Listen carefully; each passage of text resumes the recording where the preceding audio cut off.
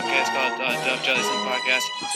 He probably doesn't remember this at all. Yeah, we work together. It's easy. This is kind of real. Like, holy shit. And so it's really cool to get to be a part of that. Hey, you know how it is, Dub. Hey, when you now tune into the biggest ever. We're not here just to take part. We're here to take over. I don't remember that. That's crazy. What's up, everyone? We're back with episode 166 of Dub Jellison Podcast. Dave, very special guest, college football analyst, 10-year NFL vet, Ben Hartsock. Ben, how are you? Doing well. Glad to be here. Excited to be so close to kickoff, man. It's exciting. The college football season is here. NFL's right around the corner as well. So, yeah, it's awesome. Super excited. Yes, sir. It's been a long time coming. Sometimes the off season for football moves so slow and nothing really happens. And then you have those big stories that happen every few weeks or once a month or whatever the case may be. But how do you get prepared for the season and with your job in the sports media now? Yeah, you talk about the appetite for football specifically. I do on the Big Ten channel on Sirius XM, one of our hosts is Pete Pistone, and he does NASCAR channel. He's comes from a racing background, and so he taught this to me with his world of NASCAR. The greatest thing about college football is its scarcity. He said it is the longest offseason. It is the sport with the least amount of games, right? 12 regular season games, a bowl game, and if you play in the national championship, 14 game season.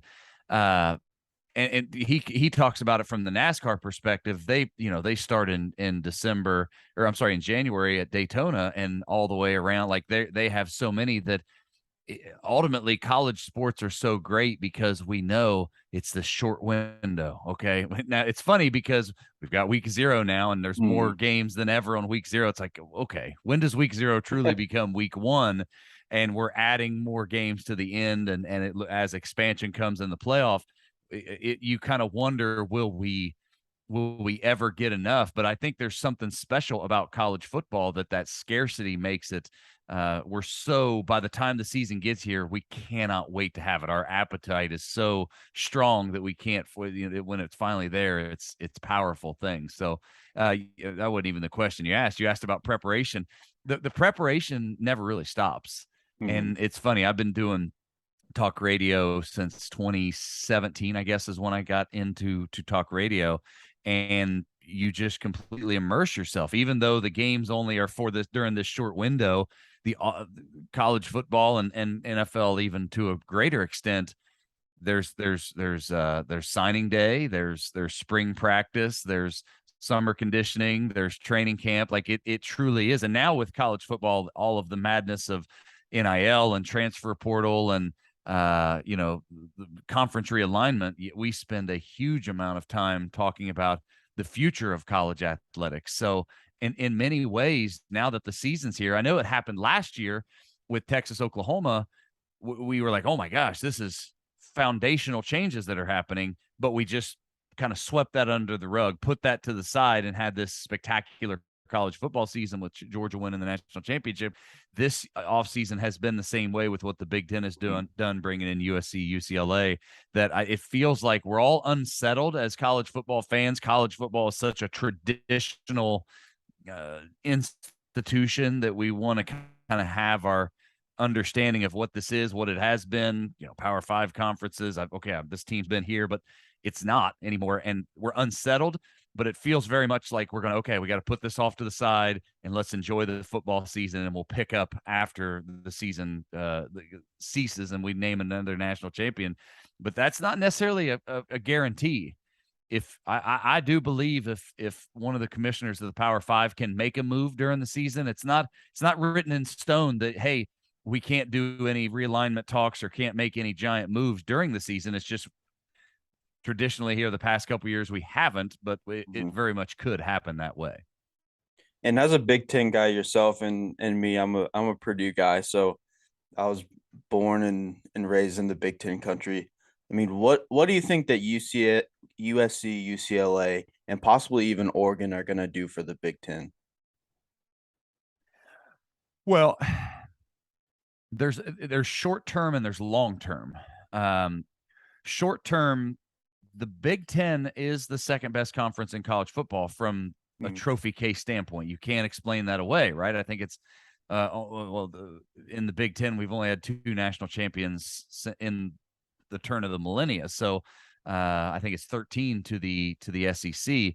So we are lagging in the trophy case department, but right now, especially with bringing in USC, UCLA, and potentially Oregon down the road, right now the Big Ten is leading in the revenue generation discussion. So short term, I look at what the new Big Ten media deal that came out late last week, early this week, $7 to $8 billion deal, $1 billion a season, $80 to $100 million per school per year. That is, if I'm Kevin Warren, now that he's negotiated this deal, the commissioner of the Big Ten, I go to every school to say, okay, I have given you every resource that you could ever ask at your disposal. You are earning more money than the SEC that has more trophy cases, or more trophies, more rings to display for it. They have until the SEC gets to renegotiate their deal. The SEC, their deals are all kind of staggered out. The SEC won't get the opportunity to negotiate the entirety of its media rights package the way the Big Ten did till 2034. So I look at the short term, what the USC, UCLA coming in. It's a revenue play to where, okay, right now from 2022 until 2034, the Big Ten needs to close the gap with the SEC. It needs to stuff its trophy cases and get on a level playing field, because the moment that the SEC gets to fully renegotiate and monetize its media revenue rights or media rights, it will be a complete market reset. So it's a very the pressure's now on for the Big Ten that Ohio State can't be the only team in the conference that wins the national championship. The SEC's obviously, Bama's carrying the water. Georgia's got one, LSU's got one, Auburn has one, right? Texas A&M is getting the pressure on for them to do it. Like, the Big Ten needs to be able to have that same kind of equity or parity across its conference, that we need to have multiple teams that can compete for national champions. Now, I never really thought of it that way, but that's a really good point, because like you mentioned, Ohio State's really been the only one that's consistently up there with the likes of Alabama, Georgia, and the others that you mentioned. And then you have schools like Michigan made a college football playoff appearance. Michigan State has made one. I think those are the only 2 Big Ten schools. Those are the only 2. And neither of those schools, Michigan State, we talked about a lot, that outside of the usual suspects, Ohio State, Georgia, Clemson, Oklahoma, there's been a couple of outliers now in the college football playoff era that haven't capitalized on that relevancy. That if you're a team that makes it into the playoff, there's a window for you to say, okay, we need to turn this success right now today by playing in a playoff and turn that into sustained success by signing more 5-star recruits, more 4-star recruits. Washington has been in the playoff. Oregon has been in the playoff. Michigan State, and last year Michigan and Cincinnati. None of those schools have been able to leverage that credibility that comes with participating in a college football playoff into any sustainable success. Washington has fallen back down into where it is in the Pac-12, and Oregon has had its struggles. We'll see with Michigan. Michigan State didn't capitalize, and Michigan, they're now on the clock, but Michigan is getting a lot of respect across the preseason analysis to say that hey, look out, they're college football playoff or bust. They're not even favorites to win the Big Ten East because of Ohio State and how good they are this year. No doubt. Do you think that the Big Ten championship is Ohio State's to lose in 2022? Yeah, by a lot. By a lot, because last year, we've got to remember, CJ Stroud was a first-year starter. He was a untested quarterback. It's funny, Ohio State, like when you talk about the top of the mountain, when you talk about Clemson's and Georgia's and Bama's, every time there's this passing of the mantle for the quarterback position, our expectations are unreasonable nowadays. And it's unreasonable because we expect we expect it to be like what happened with Jake Fromm as a true freshman, or Trevor Lawrence as a true freshman, or Tua Tagovailoa as a true freshman at different points during the season, each in their first year as a starter, or even as a guy that came in like Tua in the national championship game. We expect, hey, I don't care that you were in prom 8 months ago. You need to now stand in this field in the white hot lights of, Saturday Night Football or whatever, the biggest stage, and we expect you to excel. Like that to me is the concept of college athletics that I don't think we spend a lot of time talking about, but it boggles my mind that back when I was in school in the early 2000s, it was national news to have a true freshman starter. Maurice Clarett was a running back the year we won the national title. He was a true freshman, the first true freshman to start at running back for Ohio State since Archie Griffin, 2-time Heisman Trophy winner. It was national news. Now, coming into college football, if you're a highly touted recruit that doesn't start as a true freshman, you're battling the bust term. Like, people are starting to say, well, this guy didn't even start as a true freshman. It's a reality of college athletics today that it's a depending on how you look at it, it's a feather in the cap to the sophistication of high school athletics, that the high school football landscape is so competitive, and these high school kids that are coming out, they've gotten, if you're talking about quarterbacks, they've got throwing coaches and sports performance coaches. They're getting stuff now, the type of resources that I didn't get until I was a college or even sometimes a pro athlete, whether it be strength and conditioning or nutrition counseling or position specific coaching. I didn't get until college or pros. Is now available to kids that are toddlers. So you can get that in middle school if you want it. So you see a much more finished product coming out of the high school ranks. And that's why you see these guys that step in as first year starters or true freshman starters at major universities, and they don't blink when the pressure's on. And you see that. That's something I've kind of thought about within the last few years, especially if you go to Alabama. You look at some of the quarterbacks they've had, like Mac Jones had to sit and wait his turn until his senior year, has a great season. And then you have someone like Bryce Young comes in as a freshman and dominates. But I think typically, if you look around college football, a lot of guys have to kind of sit and wait for their chance, unless you're 4-star, 5-star guys. Like, I'm a Purdue guy, so using Purdue as an example, Rondale Moore and David Bell both came in as freshmen and had great seasons. But you look at someone like Jackson Anthrop, he came in and had to kind of wait his turn. And then by the time he was a junior, senior, he had a prevalent role. But what do you think? I mean, going back to when you were in college, is college football just like a completely different animal now with everything that's got like NIL and the revenue and all that different stuff? Well, it's Mac Brown, the head coach at North Carolina, longtime coach at Texas. He said this offseason, he said college football has changed more the last 3 years than the previous 45. And he was there for all of those. So I think he's a good, he's a good barometer of what is happening. So yes, it is fundamentally different. But there are some things right now that I spend a ton of time when I do my shows on ESPNU or on the Big Ten channel or anywhere. I am fighting a fight that I feel like I'm losing from a traditionalist perspective. We are changing college athletics. Like, we are on a freight train collision course for professional college football. And I don't think that that's the best future, but that's where we're heading. And there's two reasons why I fight against it. One is financial, and second is developmental. And so I'll go through each of those. The first being financial is the one that I think maybe has the most traction to give people reason to say, is this really what we want to do? All of what's happening in college athletics right now is a redistribution of wealth. There's a tremendous amount of money. We mentioned the Big Ten media deal, $7 to $8 billion, depending on escalators.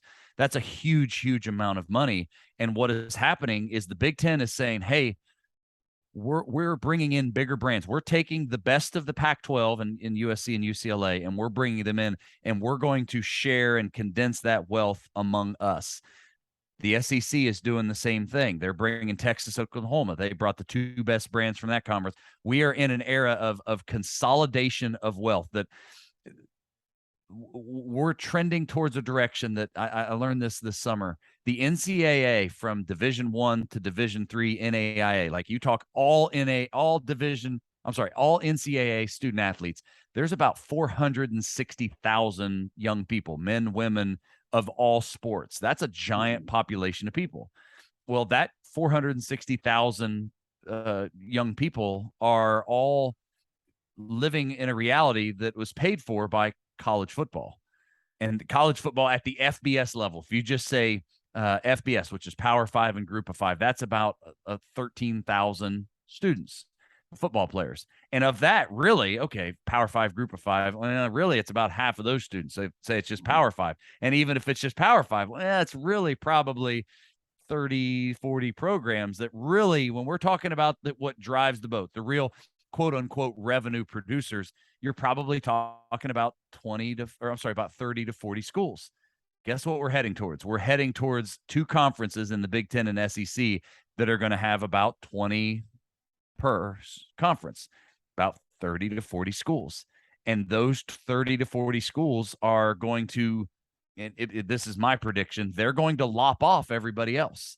So that means that, you're going to take 20 to 30 or 30 to 40 schools and, 100 per, you're talking about 4,000 people that are the true revenue producers, and you're going to lop off everybody else of that 460,000 students. They're going to say, okay, we're the ones making the money. We're going to keep it for ourselves, and you guys just have to figure it out now. That's kind of where we're at. So the reason why I would say, like, why wouldn't I want professional college sports? Well, because we're going to end programs. We're going to end giant swaths of athletics that I understand they're not the ones. They're called non-revenue sports for a reason. They're called, the Olympic sports aren't making the same money that college football is.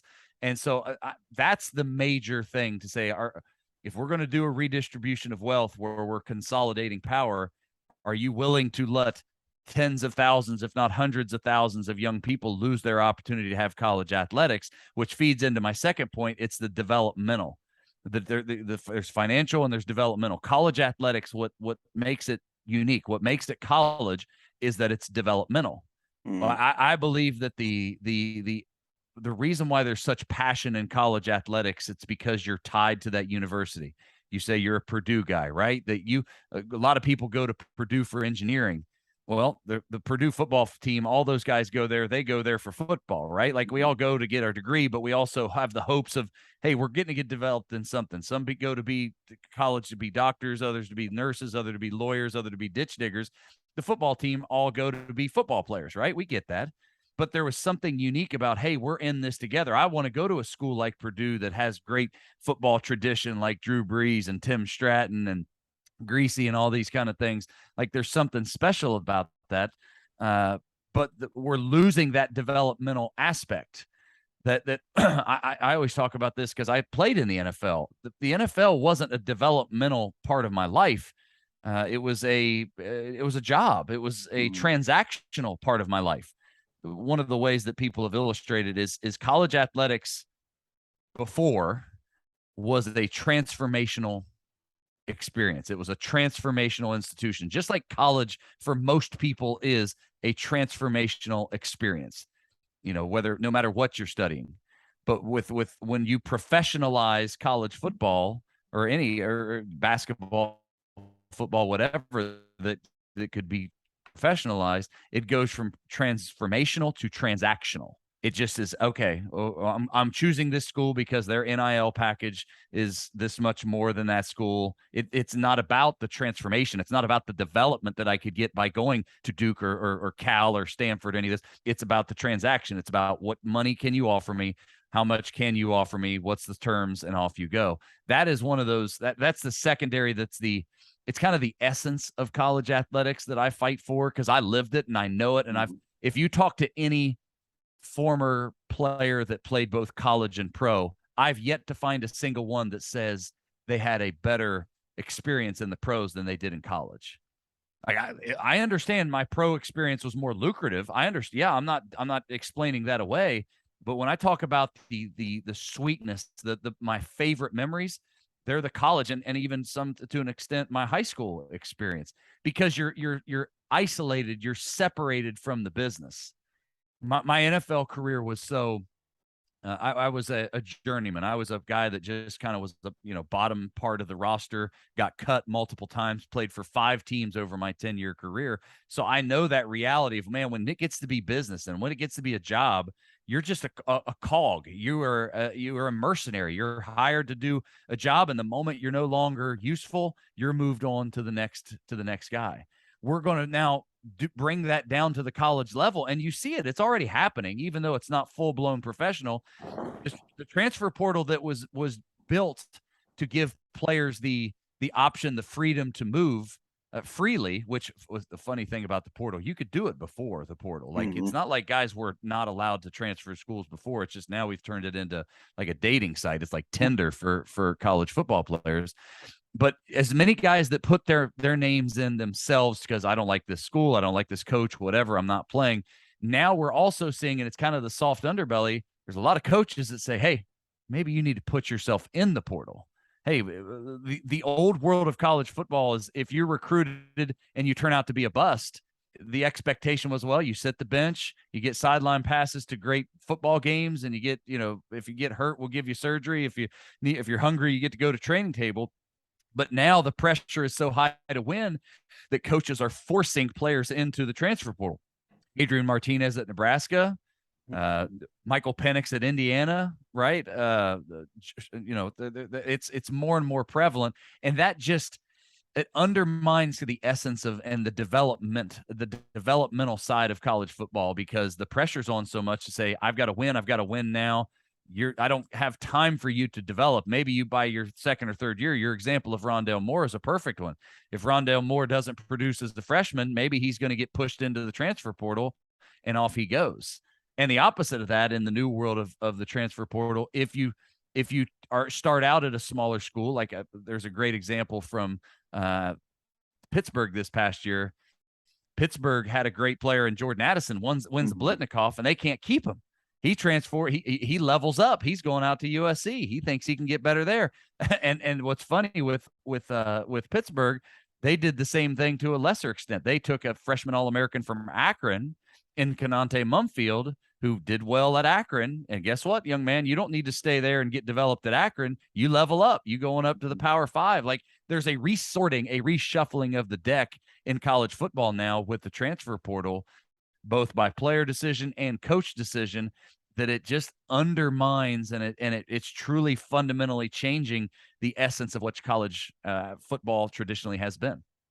Yeah, and we're living in a weird time because realistically, I don't know if anyone will actually do this, but you could go 4 years. You could play 4 years of college football, play for 4 different teams, and get $200,000 from each school in NIL deals. Like that's something that could happen. And 3-4 years ago, that you wouldn't even dream of that. Yeah, and another part of all of these changes that nobody wants to really address, but is happening already. All of this movement at the collegiate level, like I don't know how much you follow high school football. The concept, like, I don't know how many. I would like to have a stat that would track how many 5-star, 4-star, 3-star guys played all 4 years at their initial high school. It's more and more common. I know there are quarterbacks that are coming out right now that played 4 years of high school at 4 different places to try to, grease the skids to get the smoothest on-ramp to their college football success. We want to tailor make our chances to get to the NFL. And it's just, you lose that connection. Dabo Sweeney told me this at the bowl game I called for them last year. He talked about there's something about the connection to a university that is dying because of all of this player movement. And it really stuck with me because I think about, I live in the state of Georgia now. My NFL career took me away from Ohio. I grew up in Ohio. But even though I live away from the university and I haven't been on campus very much at all because I live hundreds of miles away, if my world crumbled around me, I lost my job as a broadcaster. My wife wises up and figures out this guy's a bum. I'm leaving him. My kids decide he's a terrible dad and they don't want anything to do with me. I know this because I've seen it happen. I could go to my university that I spent 5 years with a red shirt and say, hey, I'm in a bad way here. I need some help. Help me find a job, maybe help show me how to do a dating profile. Like there's a connection there because we went through this developmental phase of my life together. But if I spent 1 year at Ohio State and another year at Western Kentucky and another year at Iowa State, you lose that connection. Those universities don't owe me anything. I was only there for, a short amount of time. And if you leave a university, they don't owe you anything. You didn't have any. See, like college athletics, one of those core essences I think that is dying is there was an appreciation that, hey, I choose to go to Clemson because I believe to be developed by Dabo Swinney and that coaching staff, there's something that you can develop me, and I'm thankful to be a part of it. And because of that development, I'm going to do my best, and we're going to hopefully go get a championship get together. There's a mutual understanding and a respect for each other as we go through this 3, 4 year, 5 years of college. But right now, you talk to the recruiting experts right now, and it's not about that. It's what's your package? What's your NIL deal? What are you going to do for me? How are you going to build my brand? It's a much more it's an entitlement that young athletes are living with that you should feel privileged, Georgia. You should feel privileged to Oklahoma State, that I should even give you the time of day, and you better pay me accordingly for my services, or else I'm going to move on to the next thing. That's one of those fabric things of college athletics that are at risk right now that really turn me off. And then I recently saw this blew my. I was talking to Rayfeld Davis about this, who works for Big Ten Network. Big Ten Network guy. I was talking to him about this. I saw a tweet that said there's this guy who had twins in like 3rd or 4th grade, and he's trying to get them NIL deals right now. And that's the perfect encapsulation of what's happened to collegiate sports, and kind of going back to the sense of community around each school. I think that's what makes college athletics so special. Is you got students in the stands that are always so passionate. You got alumni coming back for games every Saturday.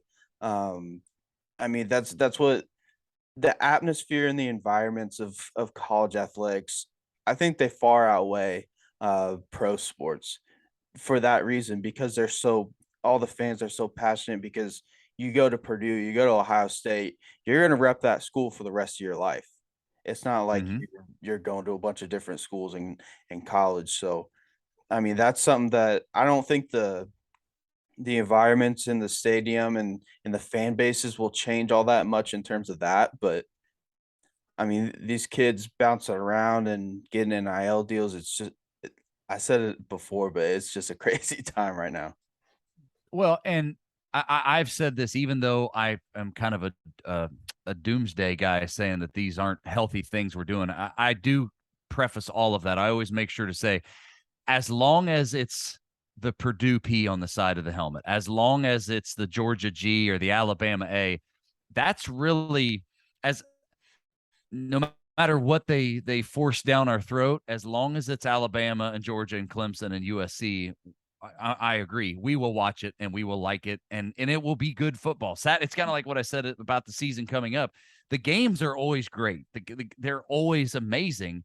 It's just the way that we get there. If it becomes true professional, I had a caller a couple months ago. He said it this way. He said, "What we're doing to college football, it's kind of like the commercialization of Christmas." It's like, listen, if you're someone who celebrates Christmas because of the birth of the Savior, it's different than what Santa Claus and consumerism and, the commercialization side of Christmas is about. I think in the same way in athletics, there's still going to be development. I believe in the institution of coaches and what college coaches represent. the reason why college coaches are in college is because they want to develop young people. It's the only reason they'd want to, because it's harder to be a college coach because you're recruiting and restrictions, all of, like, if you just want to coach X's and O's, you go to the NFL because it's just about ball. It's not about development. So I believe that college coaches will fight that no matter what the circumstance is. It's just more and more challenging because the distractions are incentivized now to build your brand and go get your bag and all of these things that are kind of countercultural to what college was all about. So I'm with you that even if they full blown make it professional college football, we'll still watch it and we'll still like it. It'll just be a fundamentally different game than what it was in the not too distant history. Yeah, no doubt. And I want to transition as we get close to time here. Talking about the 2022 season in the Big Ten. I mean, we kind of mentioned Ohio State a little bit earlier. And just how loaded are they with, I mean, they have 3 Heisman candidate, like serious Heisman candidates, and CJ Stroud, Davion Henderson, and Jackson Smith and Jigba on the offensive side of the ball. I mean, they're absolutely loaded, and they lost. How many first round picks did they have? 2? Well, I mean, 2 wide receivers. Yeah. 2 wide receivers, 3 if you count Jamison Williams. The talent that Ohio State has on its offensive side of the ball, and there's talent on the defensive side as well. It's hard to fathom, especially that wide receiver room, and just look at the past, including last year's draft picks, Garrett Wilson and Chris Olave. Most of those guys from Chris Olave, Garrett Wilson, Jackson Smith and Jigba, Emeka Mbuka, Marvin Harrison Jr., Julian Fleming, I think all but a couple of those were either the number 1 or number 2 high school recruit at the wide receiver position, and they're all at Ohio State. And it's getting to be a real feather in the cap of Ryan Day and Brian Hartline, the wide receiver coach, that he has convinced those guys, wait your turn. Everybody in the world, the college football in general, saying if you're not starting, you're departing. It's time for you to, go. You could go to Purdue. Hey, you could go to another school and be starting right now. But Ohio State's culture is strong enough to say, hey, wait your turn. Even if it's only a season or a season and a half, that's enough for you to go become a first-round draft pick. And this year is a great example of these guys that are stepping up, that Marvin Harrison and Emeka Mbuka and Julian Fleming don't have a lot of game experience, but we've heard a lot about them. We saw some of it in the Rose Bowl a year ago. That is a huge amassing of talent. And CJ Stroud now is a proven product, and he's looking like he'll be the number 1 pick coming up this season. And you mentioned Travion Henderson is another one that he's a distant third in what people are talking about. But if you would put Travion Henderson at Wisconsin, the guy's a Heisman finalist. Paul Chryst, even though Braylon Allen, the running back at Wisconsin, he could be a Heisman finalist. I guarantee you, Paul Chryst would take Travion Henderson over Braylon Allen right now. But but Travion Henderson he's not going to get the carries that he deserves, and he's not going to get the carries that he could get anywhere else.